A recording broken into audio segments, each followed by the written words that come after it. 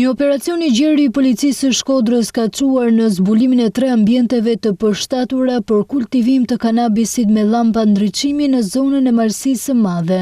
Sipas burimeve zyrtare në pranga kanë përfunduar 2 kushërinj Lazer dhe Sander Pepaj, ndërsa Kristian Pepaj, 33 vjeç, është shpallur në kërkim. Hetimet zbuluan një skemë të organizuar ku kultivimi I bimëve narkotike kryhej në banesa dhe në një stall të përshtatur posaçërisht me sisteme elektrike profesionale.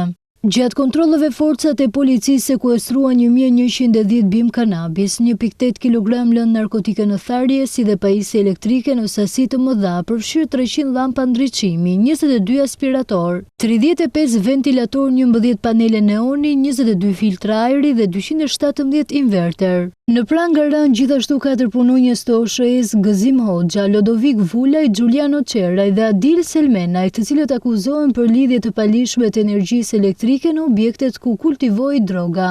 Në hetim janë përfshirë edhe një 57 vjeçar dhe një 41 vjeçar të dy të dyshuar për shpërdorim detyre. Policia po vijon hetimet për të zbuluar nëse pas kultivimit qëndron një rrjet më I gjerë I trafikimit të kanabisit me shtrirje në disa zona të veriut të vendit. Materialet proceduriale janë referuar prokurorisë së Shkodrës, ndërsa po punohet për kapjen e të kërkuarit dhe identifikimin e bashkëpunëtorëve të tjerë të mundshëm.